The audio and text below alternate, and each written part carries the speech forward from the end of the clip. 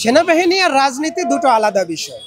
আমরা কখনোই চাইবো না, আমরা তো আসলে কখনো ধারণাই করি নাই যে আমাদের পক্ষে কেউ একজন দাঁড়িয়ে যাবে এবং সেনাবাহিনীর এইসব প্রভাবশালী যারা মনেই করতো যে তাদের আপা থাকাকালীন সময়ে হোক কিংবা তাদের গায়ে পোশাক থাকাকালীন এ সময়ে হোক তাদেরকে কেউ আইনের আওতায় আনতে পারবে না।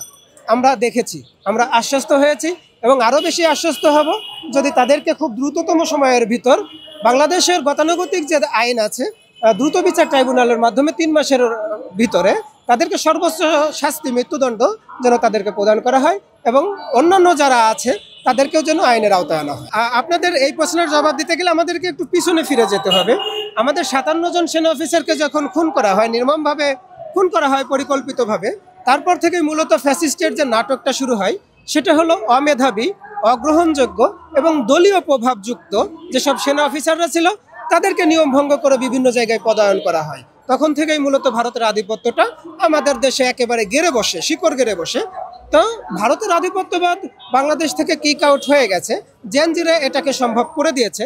এখন যদি কেউ চেষ্টা করে, এখন যদি কেউ মনে করে যে সেটাকে আবার পুনরায় ফিরিয়ে আনা হবে, আমাদের রক্তের উপর দিয়ে আবার আপনাদেরকে যেতে হবে। আমরা ২০০০ প্রাণের বিনিময়ে আমরা ফ্যাসিস্ট মুক্ত করতে পেরেছি, ভারতীয় আধিপত্যবাদ মুক্ত করতে পেরেছি।